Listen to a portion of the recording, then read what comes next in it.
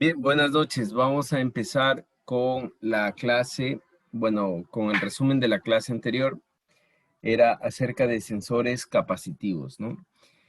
Para empezar a hablar acerca de sensores capacitivos, debemos empezar definiendo qué es un capacitor. Entonces, un capacitor, habíamos dicho en la clase anterior, que también se le conoce como un condensador, es un dispositivo eléctrico que tiene la capacidad de almacenar carga eléctrica, ¿no? Entonces, ese era el concepto de del capacitor que habíamos dado en la clase anterior. Ahora, carga eléctrica es, carga eléctrica es la característica intrínseca o la característica que eh, viene dada en toda la materia, porque carga eléctrica o la representación de carga eléctrica es el electrón o el protón. De hecho, el electrón y el protón son las moléculas más pequeñas conocidas que tienen carga eléctrica, ¿no? Moléculas más pequeñas que tienen carga eléctrica. Ahora, eh, cuando nosotros hablamos de que almacenan carga eléctrica, quiere decir que, como lo vemos aquí en la diapositiva, como lo vemos aquí en la diapositiva, esta fuente de voltaje, ¿no es cierto?, está circulando carga eléctrica, en realidad está circulando electrones, ¿no es cierto? Esto ya lo saben ustedes, que la corriente eléctrica es la circulación de electrones por un conductor. Entonces, estamos circulando o está circulando electrones por estos conductores de esta manera, ¿no? Así, así, así, así, así, así. Viene por aquí hasta que llega en este punto. Los electrones comienzan a almacenarse en esta parte que en realidad es un dieléctrico o es un material aislante, pero aquí se comienzan a almacenar los electrones, ¿no? Se comienzan a almacenar, se almacenan todos los electrones que puedan entrar en esta parte de aquí, en este espacio de aquí, que es un dieléctrico. Hablábamos que un dieléctrico puede ser desde el aire hasta el agua, aceite, puede ser también dieléctricos cerámicos, dieléctricos químicos, ¿no es cierto? Entonces, los electrones se comienzan a almacenar en este punto, se comienzan a almacenar en este punto, se almacenan, se almacenan, se almacenan, y una vez que el capacitor está lleno o ya está cargado, una vez que el capacitor está cargado, ¿no es cierto? Una vez que el capacitor está cargado, prácticamente, eso habíamos visto y lo pueden revisar en el video de la clase anterior, el capacitor se comporta como un circuito abierto. Una vez que el capacitor está cargado, se comporta como un circuito abierto, ¿no? Entonces, ¿qué es lo que a nosotros nos sirve del capacitor? Es trabajar con esa capacidad de almacenar carga eléctrica. Ahora, la capacidad de almacenar carga eléctrica, ¿no es cierto? Miren, está relacionada o es la relación entre la carga y el voltaje. Es decir, cuánto la capacidad es igual a la carga sobre el voltaje. ¿No es cierto? ¿Cuánta carga hay por unidad de voltaje en este dispositivo de aquí, que es el condensador? ¿Ya? Esto es solamente un pequeño resumen. Ahorita les doy tiempo para que ustedes hagan las preguntas. Nosotros tenemos diferentes tipos de capacitores. Tenemos capacitores variables, capacitores diferenciales y sensores de diodos de capacidad variable. Eso ya lo vamos a ver más adelante. Eh, lo interesante es que los capacitores son resistentes a las variaciones de temperatura. Los capacitores son resistentes a las variaciones de temperatura, casi siempre. Cuando el dieléctrico es agua, que son unos poquitos o son específicos, ¿no es cierto? Ahí no son resistentes a las variaciones de temperatura, pero en todos los demás casos sí. Ahora, los dieléctricos que más se utilizan son dieléctricos químicos, ¿no es cierto? Que son sustancias químicas, y dieléctricos cerámicos son los más utilizados, ¿no? los capacitores más utilizados, perdón, los dieléctricos más utilizados en los capacitores. Por lo tanto, en su mayoría podríamos decir que los capacitores tienen una perfecta resistencia a la temperatura, es decir, no cambian sus características cuando varía la temperatura, y eso es bueno porque nosotros vamos a usar los capacitores o la capacidad de almacenar carga de estos dispositivos, ¿no? Ahora, ¿cómo es? A ver, aquí tenemos prácticamente la forma de construcción de dos capacitores. Aquí vemos una plaquita, ¿no es cierto?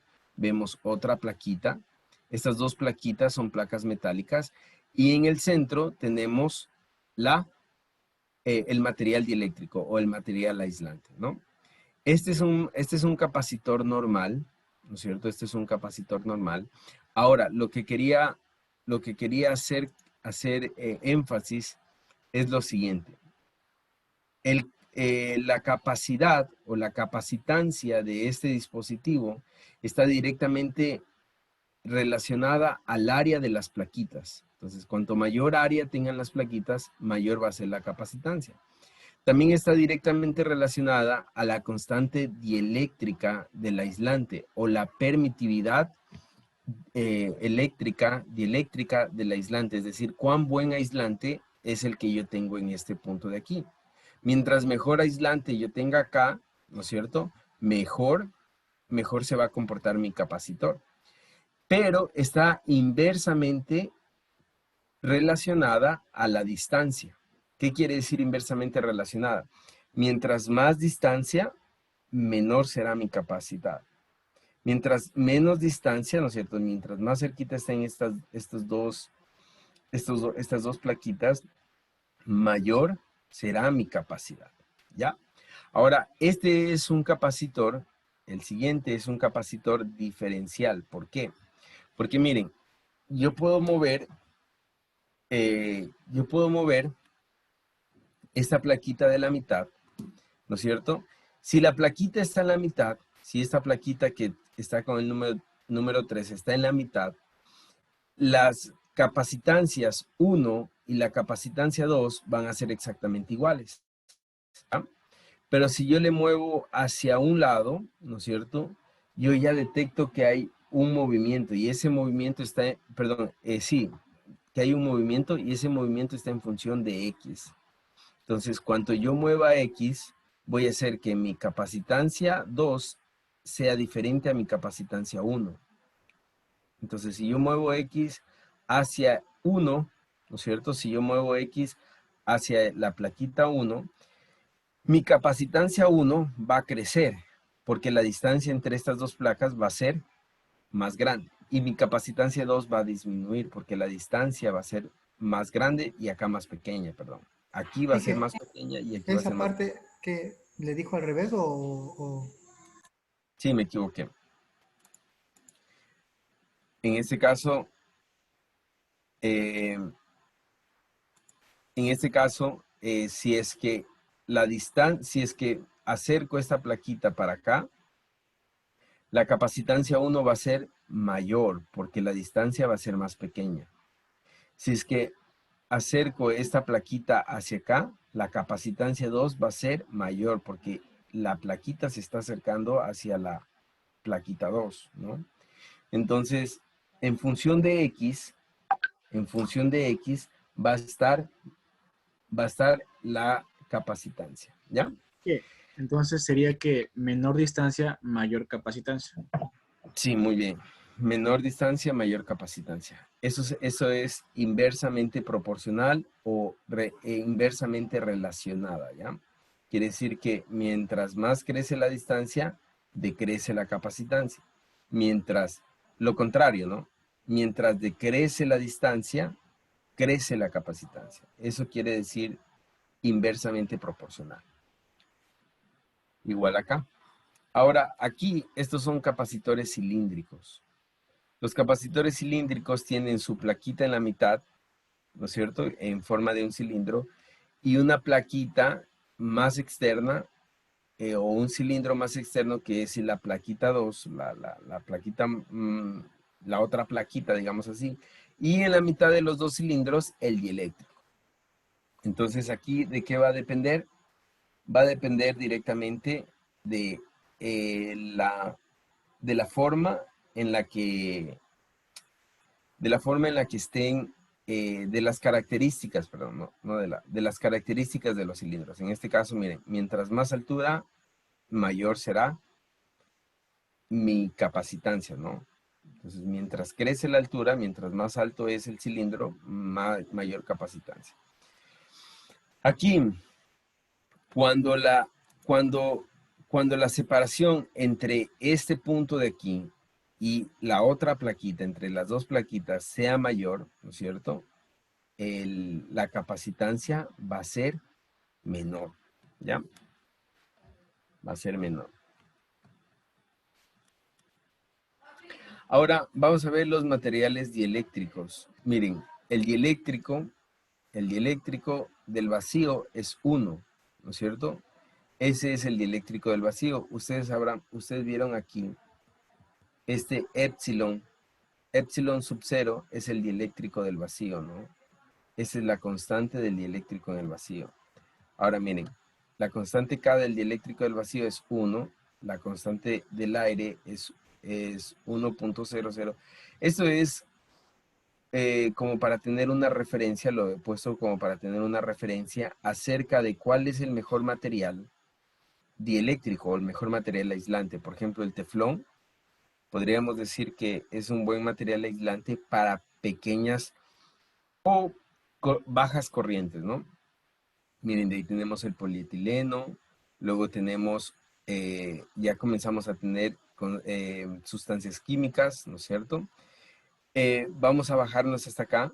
El agua es un excelente material dieléctrico, muy utilizado porque a la vez que es un excelente material dieléctrico, es prácticamente gratis.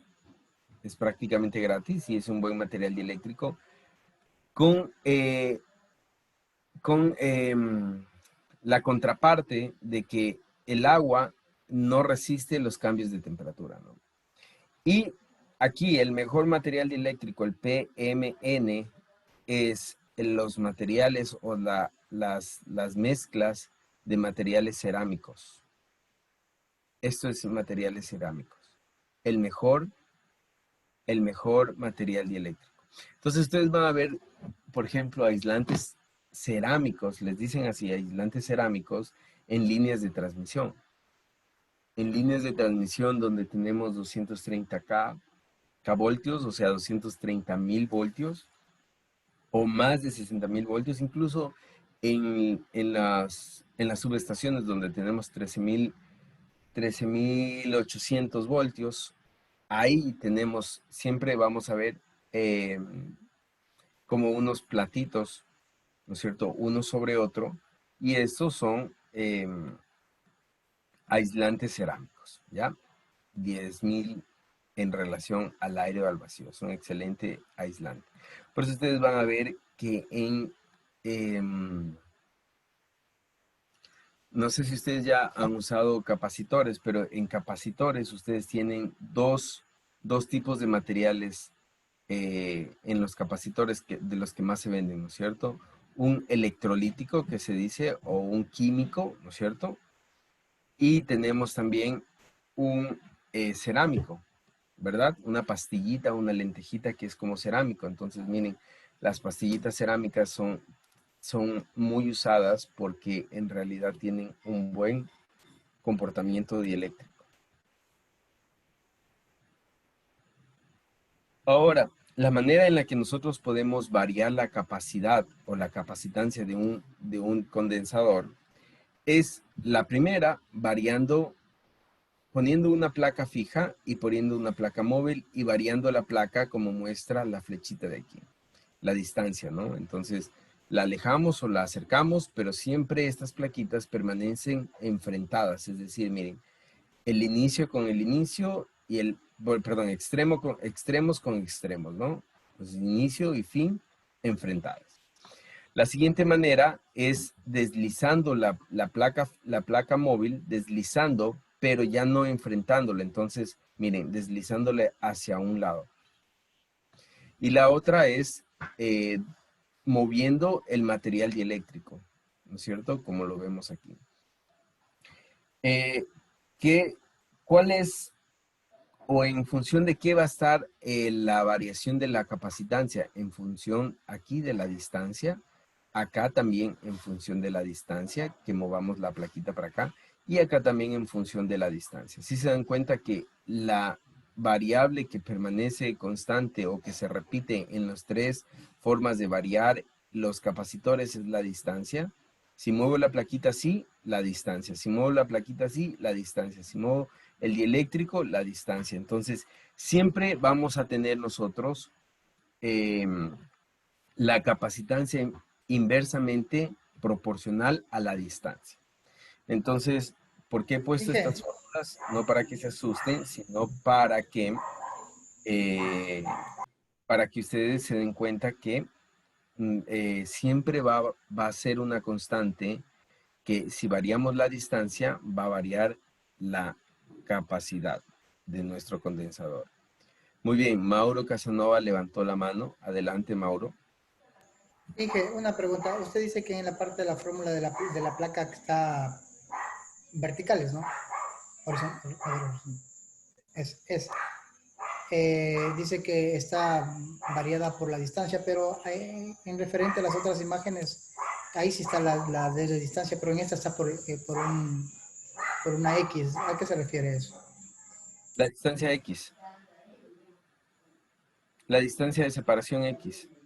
X es la distancia de separación entre la placa fija y la placa móvil. Acá, si yo muevo, ¿no es cierto? X, ¿no es cierto? Está aquí, miren. Entonces, ¿qué es lo que yo tengo aquí? Miren, el área que en realidad me está sirviendo para utilizar o para definir la capacidad del condensador, ¿no es cierto? Ya no es toda, sino tengo que restarle el valor de X que desplacé, y aquí está X. Miren. Acá, si se dan cuenta, este X de aquí está aquí. ¿Por qué? Porque miren, yo tengo un dieléctrico aquí, que probablemente sea un dieléctrico cerámico, pero al mover el dieléctrico hacia acá, ya tengo dos dieléctricos. Aquí puedo tener el aire y aquí el cerámico. Entonces, ¿qué pasa? Aire cerámico, diferentes valores dieléctricos. De hecho, valores dieléctricos bastante notables, diferencias bastante notables. Miren, el aire está en 1, mientras que si es cerámico está en 10.000. Entonces, diferencias bastante notables. Entonces, si nosotros hacemos una relación de 1 a 10.000, 1 es nada para 10.000. Entonces, es como que aquí no tuviera dieléctrico. Entonces, ¿qué pasa? Lo único que se toma en cuenta es esta área de aquí. Si yo muevo más acá, ¿no es cierto? Y mi dieléctrico está por aquí, ¿no es cierto? Lo único que tomaré en cuenta es el lugar donde mi dieléctrico conecta las dos plaquitas. Entonces, miren, aquí está la distancia X, que yo recorrí el dieléctrico, X. Aquí está la distancia X, que yo deslicé esta placa. Aquí está la distancia X. Y acá está la distancia X que yo moví la placa móvil, esa distancia X. ¿Ya? ¿Sí está claro? Sí. Muy bien. Ahora, aquí hay algo que se repite, con respecto a los sensores inductivos. ¿Se acuerdan que los sensores inductivos teníamos una bobina, dos bobinas, y podríamos medir hacia dónde se está desplazando el sensor o el material? ¿No es cierto? Por el desplazamiento de una tercera bobina. Entonces lo mismo pasa acá. Miren, aquí yo tengo una plaquita móvil, ¿no es cierto? Interna, y yo puedo saber si es que esa plaquita se mueve hacia la derecha o hacia la izquierda, conociendo o midiendo las capacitancias que me generan aquí, desde este punto hasta este punto, la capacitancia 1, y desde este punto hasta este punto, la capacitancia 2. Entonces, a esto nosotros le llamamos condensador diferencial. A esto nosotros le llamamos condensador diferencial. Plano quiere decir porque estas plaquitas son planas, ¿no es cierto? Son planas estas plaquitas, por eso, entonces, a esto nosotros le llamamos condensador diferencial. ¿Ya? Ahora, hasta ahí, antes de pasar al siguiente tema, ¿tienen alguna pregunta? Solo decirles esto antes de que comiencen las preguntas, es que los sensores capacitivos y los sensores inductivos, ¿no es cierto?, se parecen bastante en su funcionamiento. De hecho, son exactamente igual. Lo único que diferencia el sensor capacitivo del sensor inductivo es cómo funciona el uno, cómo funciona la bobina, y el otro cómo funciona el capacitor, ¿verdad? Y de ahí son exactamente iguales. O sea, funcionan, miren, funcionan exactamente igual. Si ustedes se dan cuenta, en la bobina, ustedes van a ver que yo tenía algo así. De hecho, lo vamos a poner.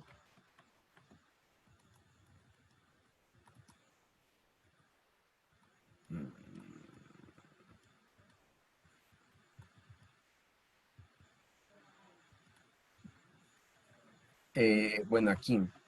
En la bobina yo tenía, miren, 3 bobinas, ¿no es cierto? 3 bobinas. Y si yo tenía mi objeto aquí que se movía, estaba en el punto medio, las 2 bobinas eran iguales. Pero si se movía hacia acá, esta bobina, el valor de esta bobina cambiaba, aumentaba. Y si se movía hacia acá, el valor de esta bobina aumentaba. Ahora, nosotros ya sabemos cuál es el principio de funcionamiento de las bobinas. Ahora, vamos a los capacitores. Miren, los capacitores, si ustedes se dan cuenta, aquí nosotros tenemos exactamente lo mismo. Miren, esta plaquita del medio, si se mueve hacia acá, aumenta este valor. Y si se mueve hacia la izquierda, aumenta este valor. Entonces, es exactamente lo mismo. Podemos definir si se está moviendo hacia la izquierda o hacia la derecha. ¿No es cierto? Eso nomás quería hacer énfasis. ¿Alguien tiene alguna pregunta hasta ahí? ¿Cómo podemos detectar a qué lado se está moviendo? Si es que se mueve esta plaquita hacia la izquierda, ¿qué capacitancia o qué valor va a aumentar? Mayor va a ser. C1 mayor y C2 menor. Y si se mueve hacia la derecha, ¿qué valores va a ser mayor? C2. Y C1 menor. ¿Ya? Ahí está la respuesta. Listo.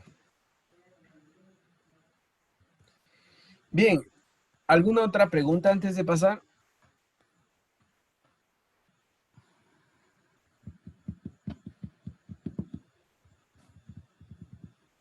Bien, el silencio otorga. Ingeniero, disculpe, ¿y qué pasaría si esa plaquita que está en el centro se mantiene estable? Si la plaquita se mantiene estable, C1 y C2 van a ser exactamente iguales. Y si C1 y C2 son iguales, significa que la placa está en la mitad, perfectamente estable, ¿no? O sea, no se mueve hacia ningún lado. ¿Sí? ¿Y es normal que tenga que estarse moviendo o tiene que quedar estable? Ya, perdón, ¿se cortó? No le escuché. Inge, por ejemplo, en esta clase de sensores, ¿es normal que tiene que haber esas variaciones? O cuando hay esas variaciones, estamos hablando de que hay algún desperfecto en el sensor, o tiene que mantenerse estable para que sea un sensor que está trabajando normal. A ver, de hecho, este es un sensor, o perdón, este es un condensador. Ojo que aún no entramos acá a sensores, ¿no? Simplemente estamos en condensadores. Este es un condensador o este es un capacitor diferencial. ¿Qué quiere decir diferencial? Esto de aquí, ¿no es cierto? Que trabaja por la resta de C1 menos C2. Entonces, eso quiere decir diferencial, que resta C1 menos C2. Ahora, es normal que esta plaquita se mueva. De hecho, para eso está la plaquita, para que se mueva, ¿no? Lo único que se intenta explicar aquí es que, miren, este principio, o bueno, esta forma de este condensador diferencial, ¿no es cierto?, que prácticamente está comparando el valor de C1 y el valor de C2 constantemente, los está comparando para saber cuál es mayor. Por cierto, otra vez les repito, me parece que ya lo dije en una clase anterior, comparador o comparación quiere decir restador. Entonces, C1 y C2 y constantemente se están restando C1 menos C2 para comparar cuál es mayor. Entonces, de acuerdo a cuál es mayor, si C1 es mayor, la plaquita estará hacia acá. Y si C2 es mayor, la plaquita estará hacia la derecha. Ahora, es normal que esa plaquita se mueva. Es normal. Y de hecho, para eso existe, o esa es la aplicación de este condensador diferencial, que esta plaquita se pueda mover. ¿Ya?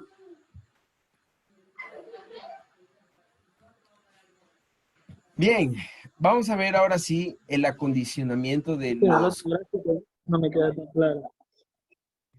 ¿Qué? En el otro gráfico no me queda tan claro.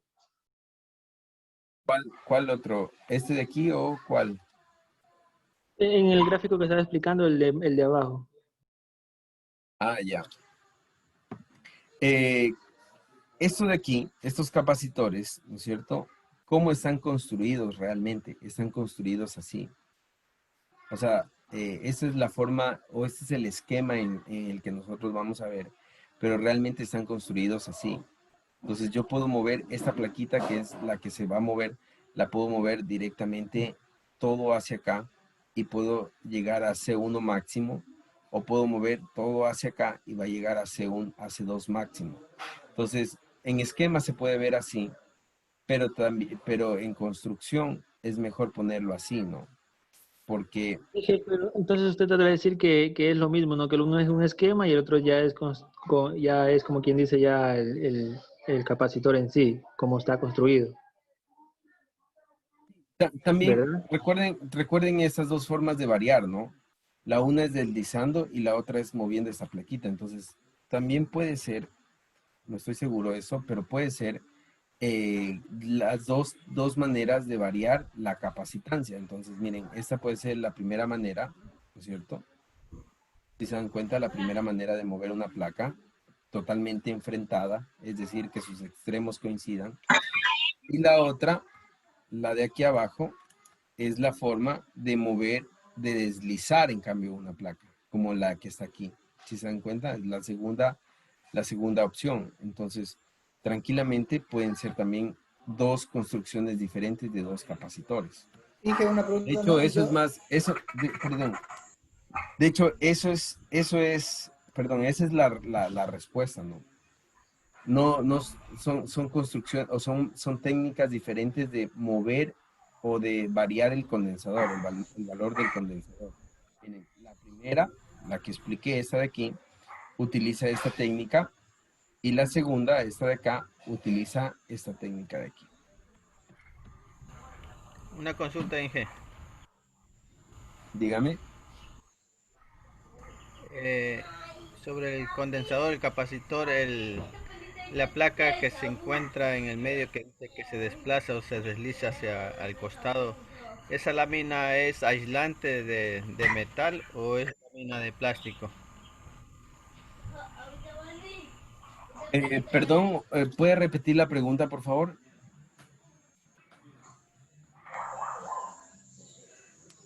Ok, ok. ¿Me escucha ahí tal vez? Sí, sí.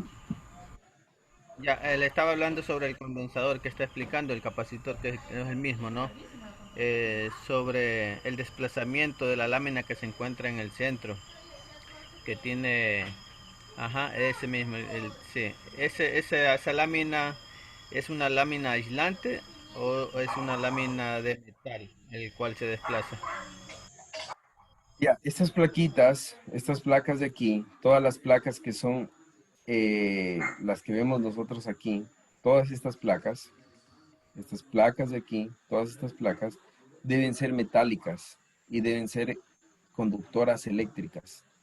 Pueden ser de cobre, de acero, pero deben ser metálicas totalmente. Estas placas deben ser metálicas, ¿no? conductoras eléctricas. Si Ahora, fueran aisladas no pasaría energía, pues dije, ¿no es cierto? aisladas ya no sería un capacitor. Ajá.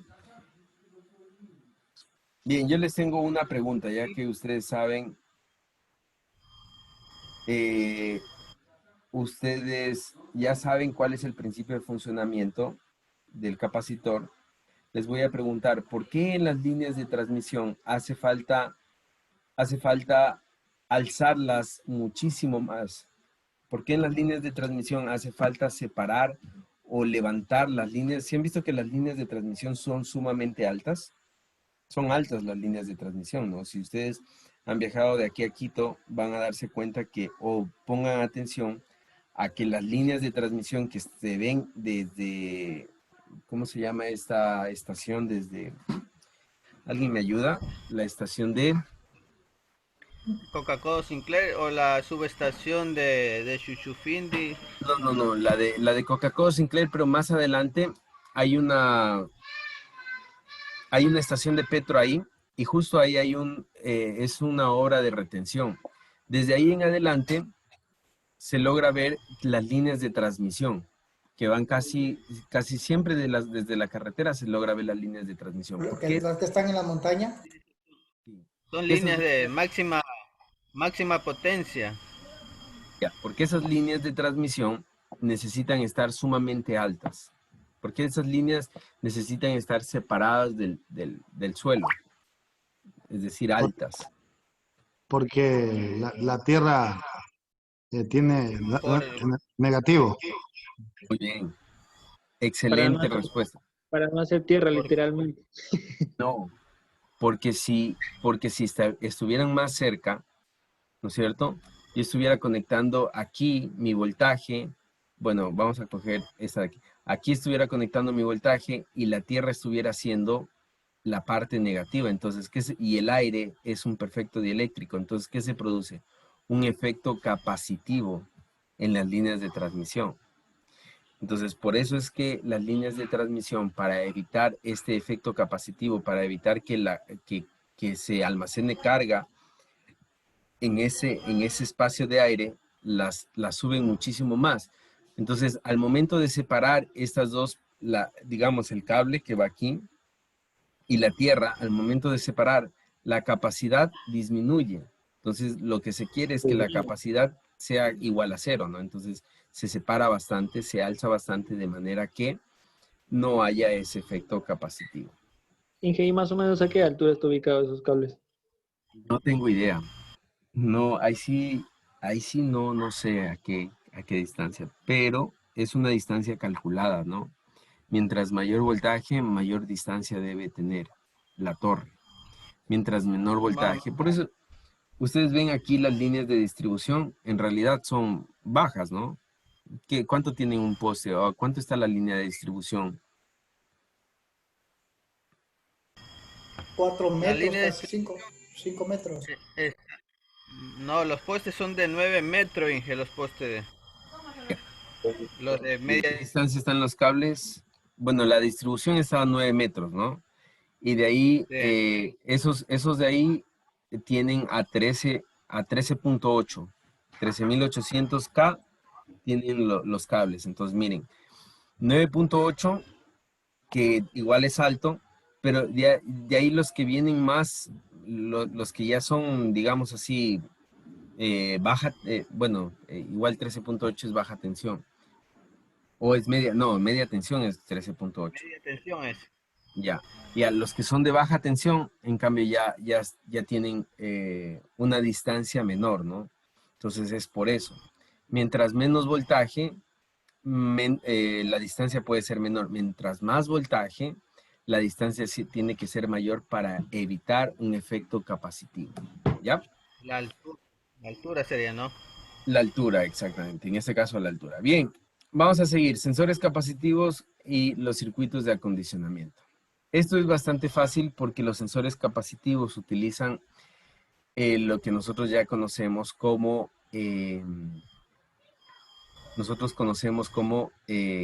¿cómo se llama? Amplificadores operacionales, ¿verdad? Nosotros conocemos como amplificadores operacionales y al nosotros tener aquí, o al nosotros conectar aquí nuestro C1 y nuestro C2, ¿verdad? Al conectar nuestro C1 y nuestro C2, nosotros ya vamos a tener un voltaje de salida. Entonces, ¿a qué va a ser igual nuestro voltaje de salida? A C1 sobre C2. C1 sobre C2. Entonces, pensemos un poco. Si C1 es mucho mayor a C2, entonces si C1 es mayor, de hecho vamos a poner valores, y por favor cojan la calculadora. Si C1 es igual a 10 microfaradios,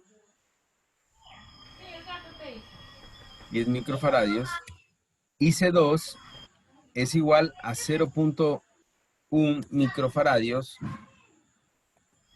¿no es cierto?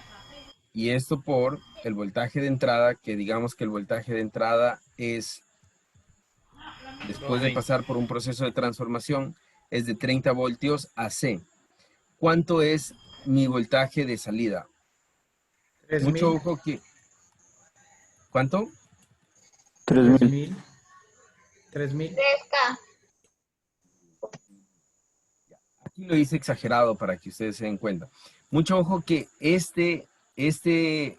esta configuración es una configuración inversora, por lo tanto, aquí voy a tener un menos, ¿no es cierto? Y aquí la respuesta final va a ir con menos. Pero a la final no, en realidad eso no me afecta mucho porque es una señal en alterna, ¿no? Simplemente quiere decir que se desfasa 180 grados. Ya lo había explicado en una clase de señales, pero al poner menos significa que se desplaza 180 grados, es decir, la parte que es positiva ahora se hace negativa y la parte negativa se hace positiva y se invierte, ¿no es cierto? Es lo único que pasa al hacerse menos. Pero eso es lo que realmente pasa, ¿ya? Aquí en este circuito de acondicionamiento. En este circuito de acondicionamiento esto es lo que realmente pasa. Entonces, si C1 es mayor a C2, se aumenta. Ahora, ¿qué pasa? Aquí voy a poner, ¿qué pasa? Lo voy a hacer igual así bastante exagerado. ¿Qué pasa si C1 es menor? Es decir, ahora C1 es 0.1 microfaradios.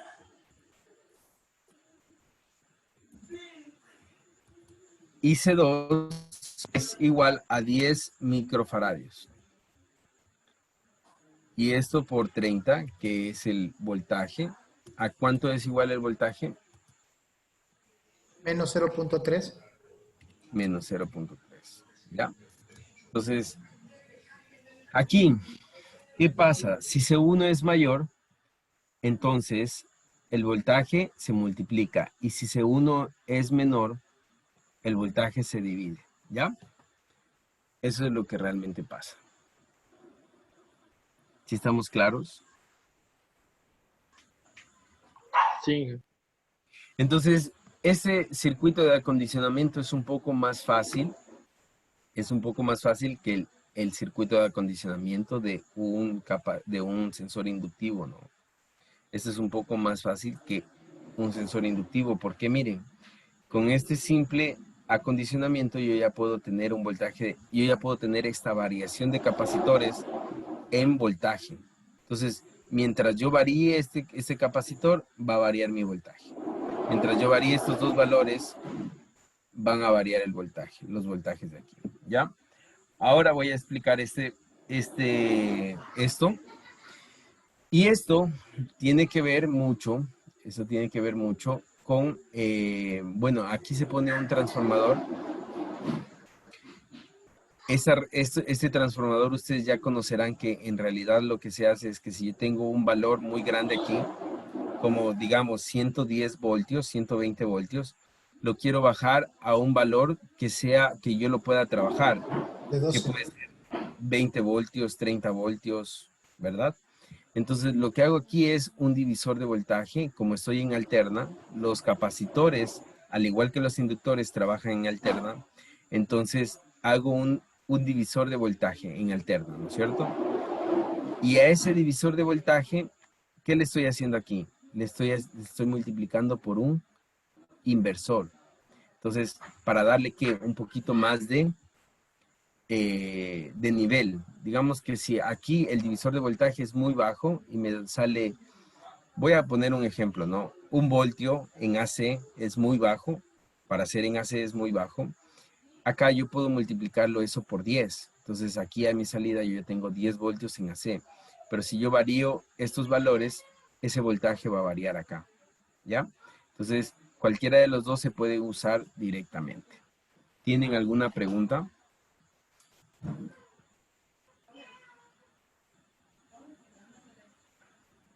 Inge, y utilizando cualquiera da el mismo resultado. Sí, cualquiera da el mismo resultado. ¿Qué es lo que nosotros vamos a ver? Vamos a ver nosotros sensores capacitivos. Bueno, en mi experiencia les digo igual. He trabajado con sensores capacitivos que se alimentan con, por ejemplo, 24 voltios en corriente directa. Entonces, recuerden una cosa, y esto grábense siempre, y cualquiera que les quiera refutar esto, ustedes vayan a la teoría, y es que capacitor e inductor funciona solo en corriente alterna. En corriente continua, un capacitor es un circuito abierto. Es decir, por ejemplo, en corriente continua dura microsegundos o milisegundos en cargarse y después se abre el circuito. Es decir, no hay corriente por ahí. Un circuito abierto, la corriente es cero. No hay circulación de corriente. Y la bobina, cuando se carga, se convierte en un cable más, en un cortocircuito. Es decir, hay máxima corriente, en cambio, en la bobina. Entonces, grábense eso. El capacitor y el inductor funcionan en corriente alterna. Entonces, por ejemplo, si yo he visto que sensores capacitivos se conectan a 24 voltios en corriente directa, internamente ustedes ya van a decir, esto tiene que tener un oscilador. ¿Para qué? Para que ese oscilador transforme esa corriente directa en corriente alterna. Al transformar esa corriente, ese voltaje directo en alterno, yo ya puedo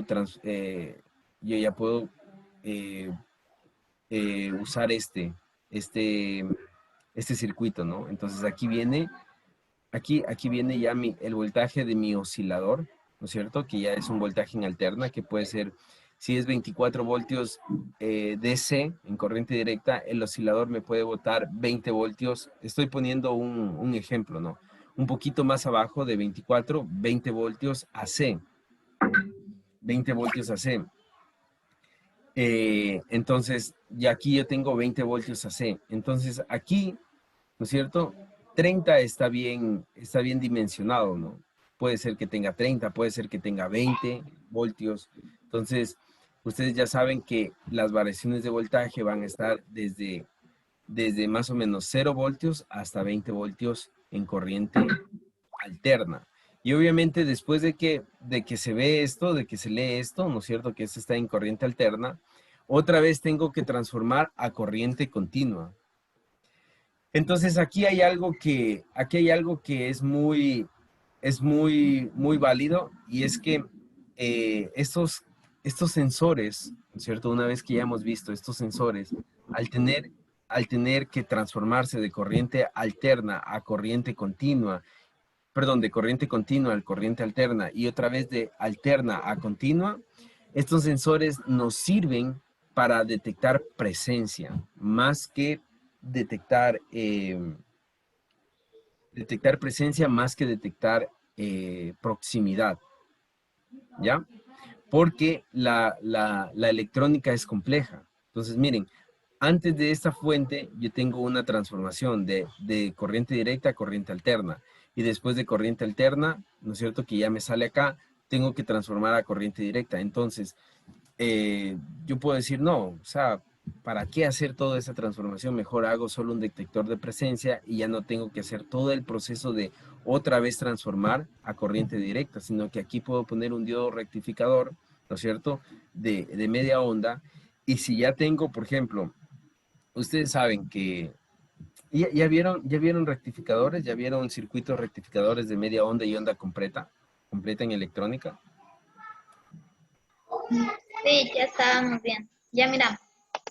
Listo, entonces, ustedes saben que si yo aquí tengo una onda, ¿no es cierto?, en AC, aquí tengo una onda en AC, y le pongo un diodo aquí, ya enseguida estoy haciendo un rectificador de media onda, ¿no?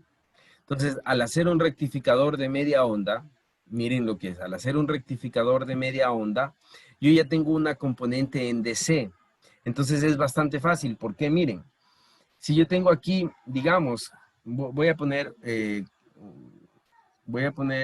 algo un poco más, vamos a poner un microfaradio, y aquí vamos a poner 0.9 microfaradios, ¿no es cierto? ¿Cuánto sale aquí si hago eso?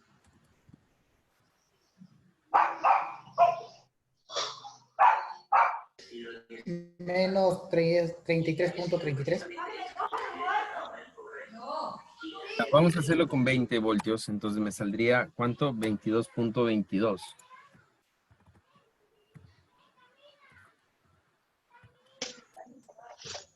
Sí, 22.22. Sí, negativo. Y si pasa lo contrario, ¿qué valor tendría yo aquí?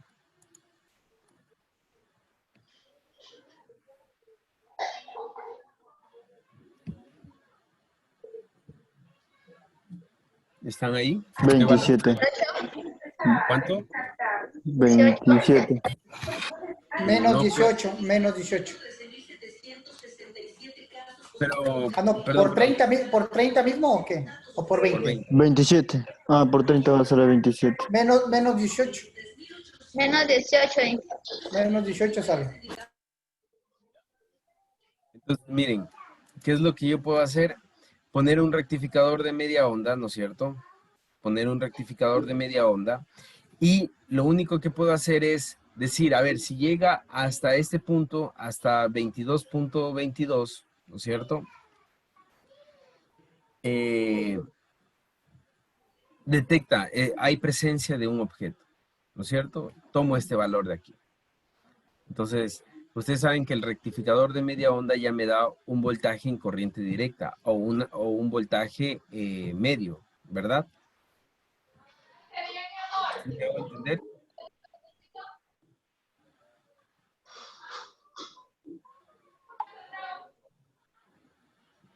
¿Sí me entendieron? No entiendo, dije yo. Ya.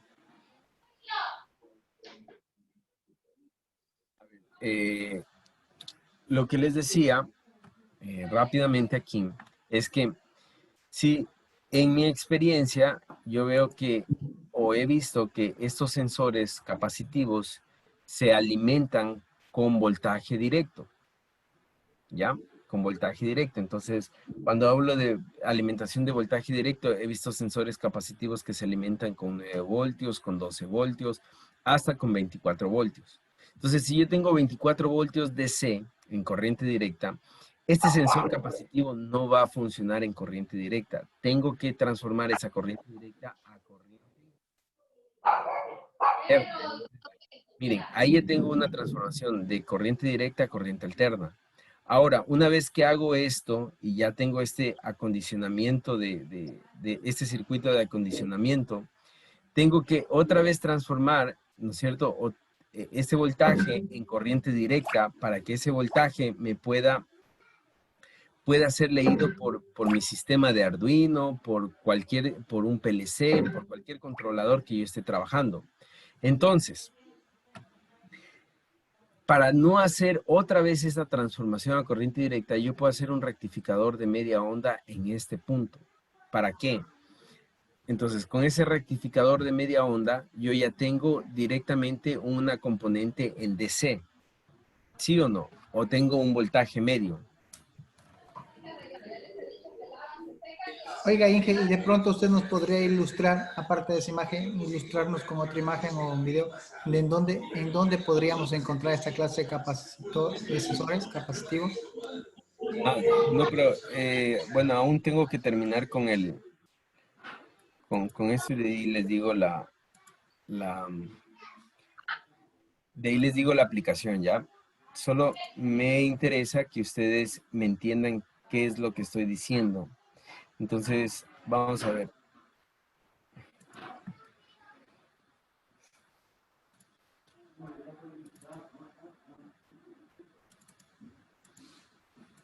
Entonces, lo que estoy diciendo es prácticamente esto de aquí, ¿no? Entonces, yo tengo esta señal, ¿no es cierto? ¿Verdad? A mi salida. Entonces, ¿qué pasa si yo pongo un rectificador de media onda? Si yo pongo un rectificador de media onda, que déjenme ver si lo tengo por aquí. Ya, aquí está un rectificador de media onda, ¿verdad?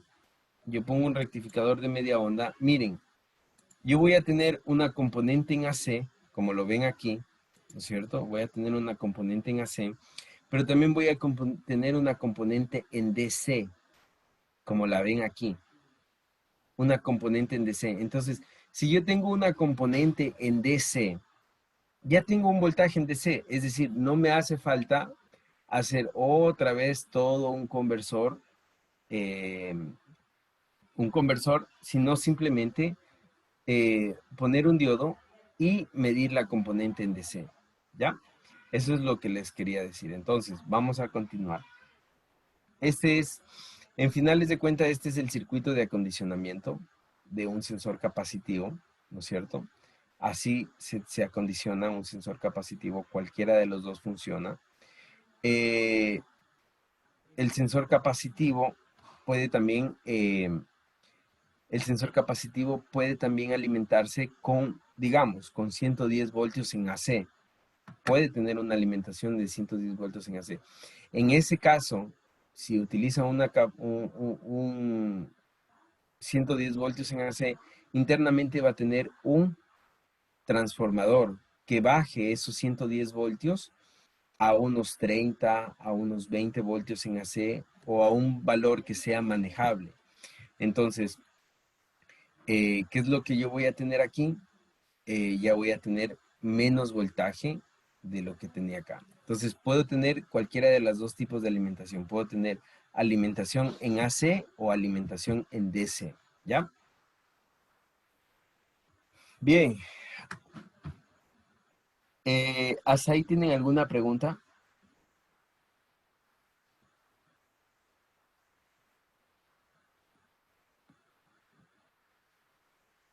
¿No? Ya, eso era lo que les estaba diciendo, ¿no? Miren, yo tengo todo el proceso, tengo la fuente en AC, tengo el sensor capacitivo diferencial, ¿no es cierto?, que va a medir cuál de los dos está activado, y tengo una salida, pero aquí, bueno, en esta parte de aquí, lo que yo tengo, en esta parte de aquí, lo que yo tengo es que voy a hacer una transformación o voy a hacer un rectificador. En este caso me está poniendo de onda completa, ¿ya? Voy a hacer un rectificador de onda completa. Obviamente después de que haga el rectificador de onda completa, ustedes ya saben cuál es el proceso. Se pone un capacitor en paralelo a la carga, se pone, ¿no es cierto?, de manera que se vaya eliminando el rizo. Una vez que elimino el rizo, ya tengo una salida en corriente continua. Y esa es la manera en la que nosotros trabajamos los sensores capacitivos. Entonces, mi sensor capacitivo puede ser alimentado por corriente alterna, y si es alimentado por corriente alterna, tengo que poner un transformador, o no tengo que poner, el sensor va a venir con un transformador que baje esa corriente alterna, este nivel de 110 o 120, a un nivel más suave, ¿no? Como sea 30 o 20, ¿no es cierto?, con el cual yo pueda trabajar. Ahora, si es que yo no tengo alimentación en corriente alterna y tengo alimentación en corriente continua, esa corriente continua la voy a transformar en corriente alterna y ahí voy a trabajar en corriente alterna. Pero ¿qué pasa una vez que ya tengo la salida? Ya tengo esta salida, ¿no es cierto?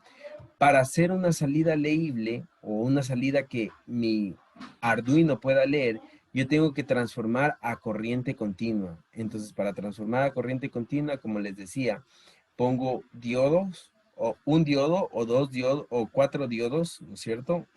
Puente de diodos para transformar, para rectificar la onda completa. Luego, aplico todo el filtro que ustedes ya habrán visto, que es un capacitor en paralelo, que es un circuito RC o un circuito LC. En fin, aplico todo eso y obtengo mi salida en corriente continua. Una vez que obtengo mi salida en corriente continua, eso es lo que realmente yo puedo leer. Esta salida en corriente continua, eso es lo que realmente nosotros podemos leer, ya sea en el PLC, que es un programador lógico programable a nivel industrial, o en el Arduino, ¿ya? Entonces, esa es la manera en la que nosotros transformamos o en la que nosotros manejamos las señales. Ahora, antes de que hagan preguntas, miren, el 555 es un oscilador. Entonces, miren, el 555 es un oscilador. ¿Qué pasa si yo tengo una alimentación en corriente continua? Entonces, si yo tengo una alimentación en corriente continua, yo tengo que poner este circuito de aquí. Este circuito de aquí, que es un circuito oscilador. Una vez que tengo este circuito oscilador, yo ya tengo voltaje en alterno. ¿Ya? Entonces, para los dos posibles alimentaciones, si tengo alimentación en corriente continua, debo poner un oscilador para que trabaje perfectamente mi capacitor. Una vez que yo pongo mi oscilador, yo ya puedo poner este circuito de acondicionamiento. Si es que yo tengo una alimentación directa en corriente alterna, es decir, 110, 120, tengo que poner un transformador. Y del transformador yo ya puedo poner este circuito de acondicionamiento. Lo que sí vamos a hacer necesario es que una vez que yo tenga ya después de mi amplificador, yo voy a tener señales en alterna. Entonces, esas señales en alterna yo tengo que pasarlas a señales en continuo. No les voy a pedir que diseñen la electrónica, no les voy a pedir que encuentren los valores de este capacitor, de esta resistencia, porque no viene al caso. Lo que sí les voy a pedir es que ustedes entiendan cuál es el proceso o cómo trabaja el sensor capacitivo, desde que es alimentado hasta el voltaje de salida. Antes de que hagan preguntas, recuerden que los voltajes que pueden leer cualquier controlador solamente son voltajes en corriente continua, no corriente alterna. Entonces, por eso es necesario que este voltaje de aquí que está en corriente alterna lo transformemos a corriente continua. ¿Para qué? Para que ese voltaje lo pueda leer mi transformador. ¿Ya? Ahora sí, por favor, todas las preguntas que puedan hacer.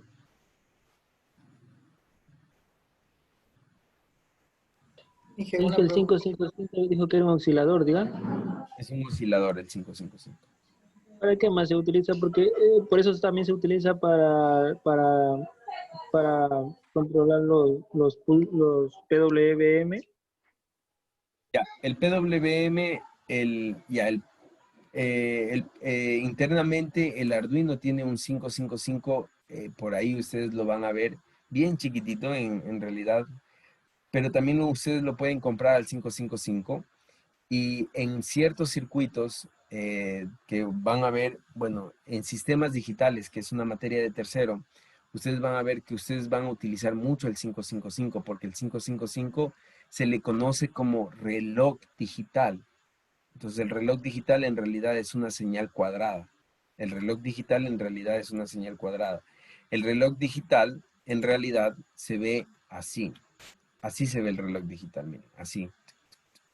Entonces se le conoce como reloj digital porque es como un relojcito, ¿no? Todo el tiempo está dando tac, tac, tac, tac, tac, y da señales así, cuadradas. Entonces, así es la forma de onda del 555. Obviamente, se le hace una modificación y se ve así, ¿no? Y esto ya es señal en alterno, ¿ya? Ahora, El PWM significa modulación por ancho de pulso.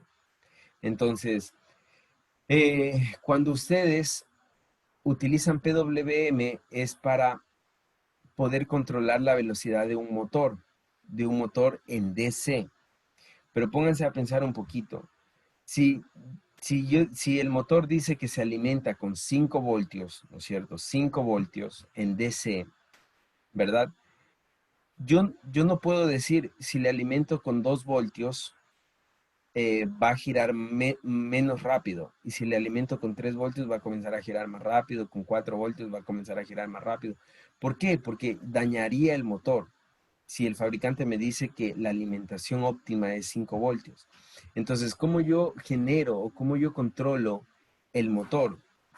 Por ancho de pulso. Entonces, si, por ejemplo, voy otra vez a usar esta diapositiva. Si, por ejemplo, yo tengo un amigo que me ha... no, yo tengo... Sabía que iba a decir eso.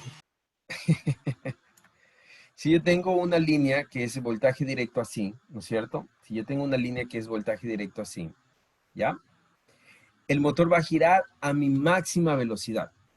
Pero si yo a esta línea le comienzo a cortar cada cierto tiempo, perdón, no es otro color.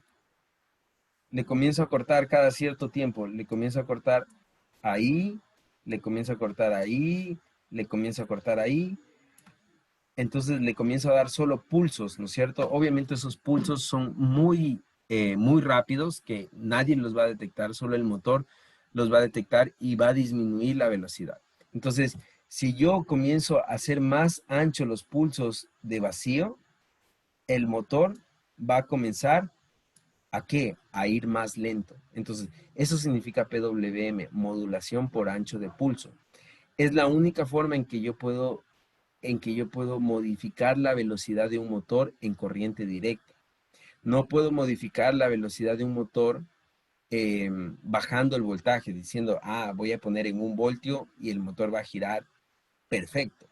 De hecho, si yo pongo en 1 voltio, es posible que las bobinas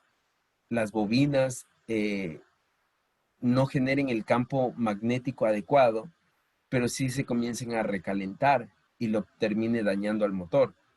Entonces, aquí, ¿qué estoy haciendo? Estoy poniendo el voltaje que es A, que es el voltaje que me recomienda el fabricante, y lo único que estoy haciendo es modificar el ancho de pulso, es decir, no le doy una línea continua, sino le doy pulsos, pulsos, pulsos. Entonces, mientras más largos sean los espacios sin pulso, más lento va a ir el motor. Eso significa PWM. Entonces, ya entienden por qué para PWM se necesita un 555, ¿no es cierto? ¿Para qué? Para ver si se hace más ancho o más delgado el pulso y de esa manera controlar la velocidad de un motor. ¿Ya? ¿Sí me entendieron? 15. Listo, excelente. Yo quería hacer una pregunta.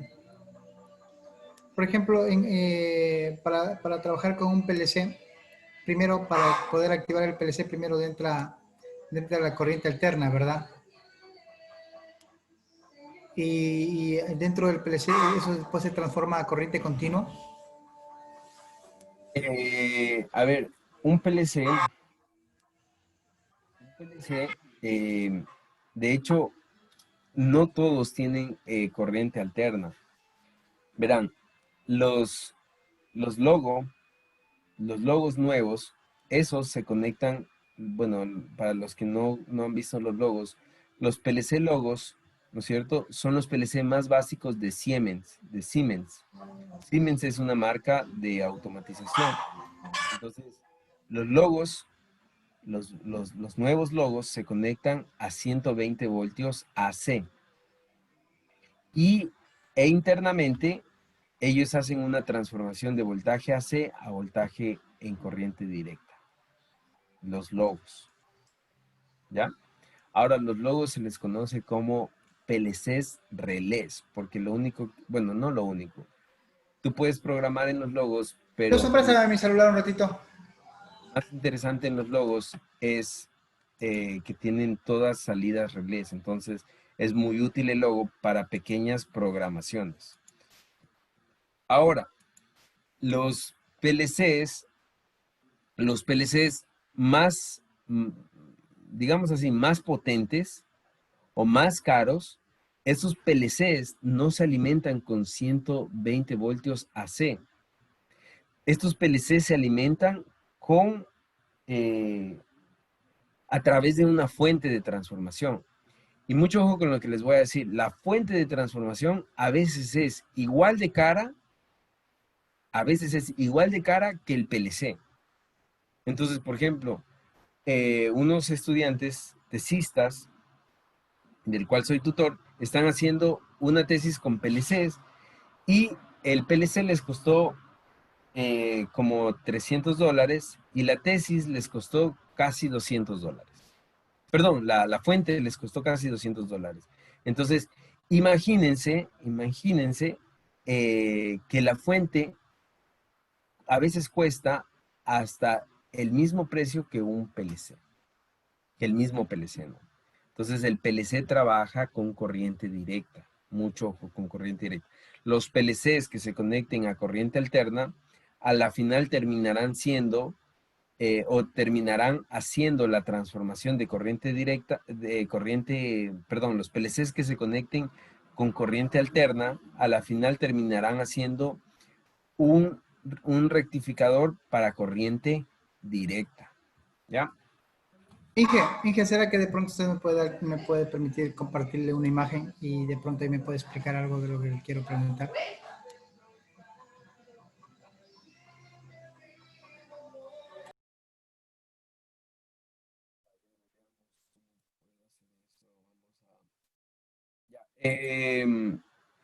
Solo déjeme terminar, Mauricio, y le doy el tiempo para compartir ya la imagen, porque ya estamos para terminar. Bien, entonces rápidamente, ya para responder solo preguntas, miren, aquí yo tengo lo que les decía, la señal del reloj o la señal del oscilador, ¿no es cierto? Prácticamente es el mismo circuito. Lo que tengo aquí es, o lo que me dice aquí es que yo necesito una señal en alterna para que esto funcione, ¿no es cierto? De igual manera acá. ¿Qué pasa si tengo voltajes? Mucho ojo con los que les voy a decir. ¿Qué pasa si tengo voltajes en corriente directa? Si tengo voltajes en corriente directa, yo puedo hacer corriente alterna con switch. Con switch puedo hacer corriente alterna. Ahora, esto de aquí no lo voy a explicar. Es un circuito de reset del sensor capacitivo. Pero no lo voy a explicar. En realidad no es tan relevante. Esto sí me interesa. Esto sí me interesa porque es algo que viene al caso con el sensor. Miren, el sensor tiene adentro un oscilador, ¿no es cierto? Un oscilador. Esta parte que dice detector, en esta parte va este circuito de aquí, este circuito de aquí, este circuito de aquí. Esta parte va a este circuito de aquí, junto con esta parte de aquí, donde transformo de corriente alterna a corriente directa. Entonces, en esta parte donde dice detector, hago el circuito con op-amps más la rectificación de corriente alterna a corriente directa. Y luego, obviamente, tengo un amplificador para, esto ya es para acondicionar mi salida, ¿no? Entonces, si yo necesito que mi salida sea 5 voltios, necesito que sea más de 5 voltios, entonces este amplificador ya simplemente me ayuda a que mi salida sea lo que mi controlador quiere, ¿no? Ahora, miren, ¿qué pasa? Esto es interesante porque si yo tengo un material conductor y yo tengo estas dos plaquitas, ¿no es cierto? Aquí tengo la plaquita A y tengo la plaquita B. Recuerden que el sensor capacitivo siempre va a tener dos placas. Entonces, si tengo un material conductor, prácticamente, ¿no es cierto? Prácticamente este material conductor va a funcionar como una tercera placa. Como una tercera placa. De hecho, este material, aquí tengo mi plaquita A y mi plaquita B. que son estas dos plaquitas, ¿no? Plaquita A y plaquita B. Y si aquí yo tengo el material conductor, ¿no es cierto? Va a funcionar perfectamente. Entonces, si el material conductor se mueve hacia A, aumenta el valor de A, de la capacitancia de A. Y si se mueve hacia B, aumenta el valor de la capacitancia de B. Entonces, funciona perfectamente si tengo un material conductor. Hablemos de materiales conductores como el cobre, los materiales que son férricos, ¿no? El cobre, el aluminio, el acero, ¿no es cierto? El oro, materiales férricos, entonces materiales conductores. Ahora, ¿qué pasa si yo tengo un material dieléctrico que no es conductor? Miren, el material dieléctrico que no es conductor en realidad se une con el dieléctrico que está aquí, que es en este caso el dieléctrico es el aire, ¿no es cierto? Se une con el material dieléctrico que es el aire.